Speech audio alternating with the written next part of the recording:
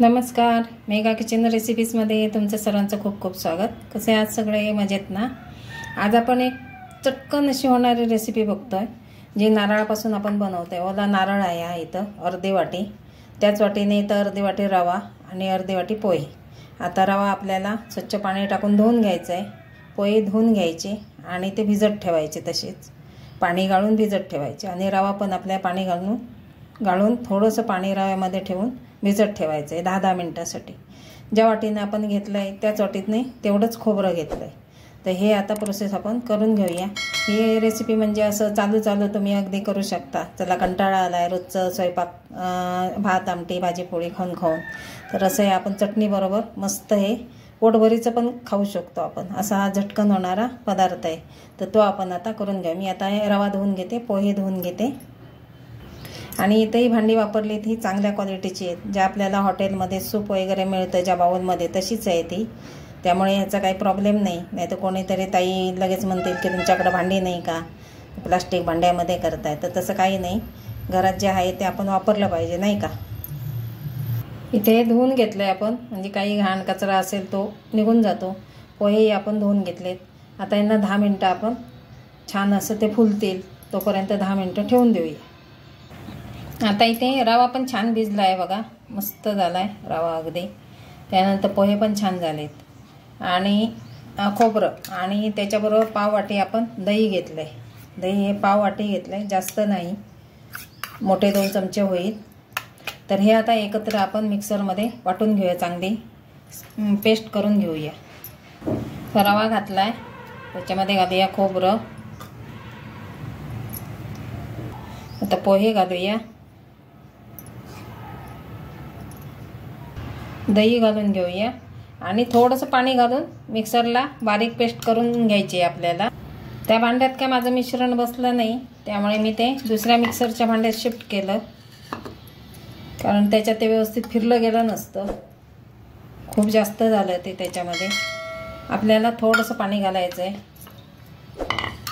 आणि हे आता फिरवून घ्यायचं आहे। आणि ह्याच्यातच मी थोडं मीठ घालते अंदाजे, चवीनुसार। कमी झालं तर आपल्याला नंतर टाकता येईल, पण ह्याच्यामध्ये टाकल्यानंतर ते मस्त सगळ्यामध्ये मिक्स होईल, म्हणून मी ह्याच्यामध्येच मीठ टाकलं आहे।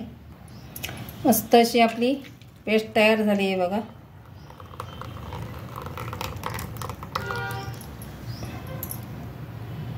मीठ मी चाकून बघितलं, थोडंसं कमी लागतंय मला, अजून थोडं घालते मी आणि हे मिक्स करून घेऊया।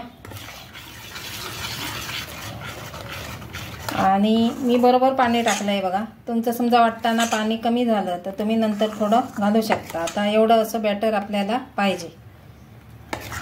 मस्त झालं हे सगळं। तर ह्याला थोडंसं असं मी मिक्स करून घेते, जरा फेटून घेते, म्हणजे अजून हलकं होईल ते।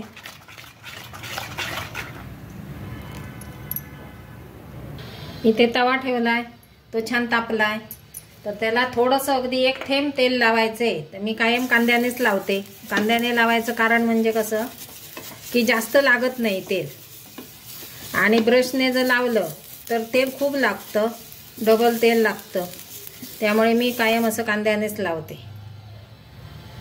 ह्याच्यामध्ये आता आपल्याला 1 चिमूट सोडा टाकायचा आहे, एवढाच सोडा टाकायचा आणि तो मिक्स करून घेऊया।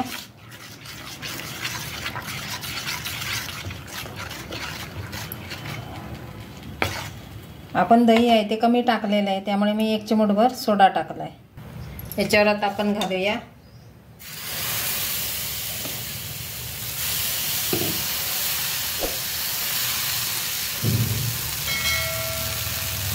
बघा, मस्त अशी जाळी पडते।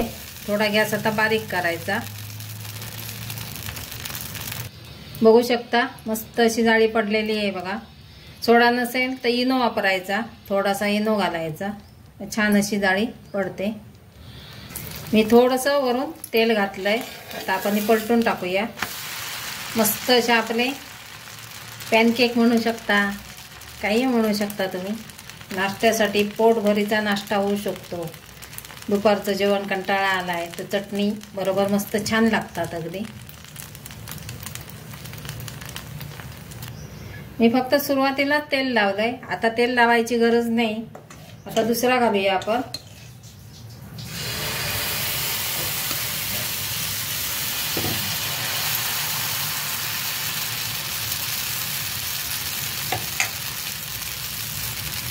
बघा सगळीकडून मस्त अशी जाळी पडलेली आहे पूर्ण. हे घालून झाल्यानंतर गॅस आपला बारीक करायचा, नाही तर खालून मग खूप लाल होऊन जातो. मग मीडियम करून द्यायचा आणि मोठा गॅस असताना टाकून घ्यायचं, म्हणजे छान जाळी पडते. आता ह्याच्यावर सुद्धा थोडंसं वरून तेल टाकूया, अगदी थोडंसं.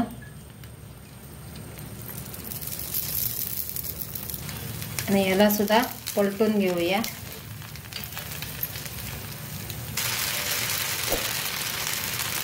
मस्त आपले झटपट होणारे पॅनकेक म्हणा, डोसे म्हणा, काही म्हणा, तुम्हाला वाटेल ते म्हणा. मस्त अशी रेसिपी आहे पोटभरीची. काही पोटाला असा त्रास होणार नाही आणि झटपट होणारी आहे. एकत्र करायचं, सगळं मिक्सरला लावायचं, घालून द्यायचं तव्यावर. एखादी चटणी किंवा लोणचं तयार असेल तर त्याच्याबरोबर खूप छान लागतं, खाऊन घ्यायचं. एखाद्या भाजीबरोबर मस्त होऊन जाते. रेसिपी आवडली तर लाईक शेअर नक्की करा आणि नवीन चॅनलवर असाल तर सबस्क्राईब करा. सबस्क्राईब करायला का पैसे लागत नाही. बघा किती मस्त असे जाळीदार आपले डोसे तयार झाले आहेत घरच्या घरी. बाहेर जाऊन खायची काहीच गरज नाही. झटपट होणारे आहेत आणि कमी साहित्यामध्ये आणि पटकन होणारे आहेत.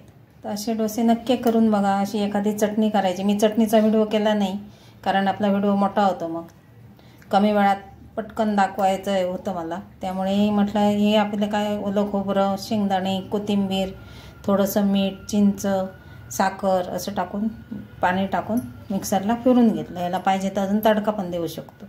तशी आपली झटपट रेसिपी तयार झाली. लाईक शेअर नक्की करा. सबस्क्राईब करायला विसरू नका. धन्यवाद.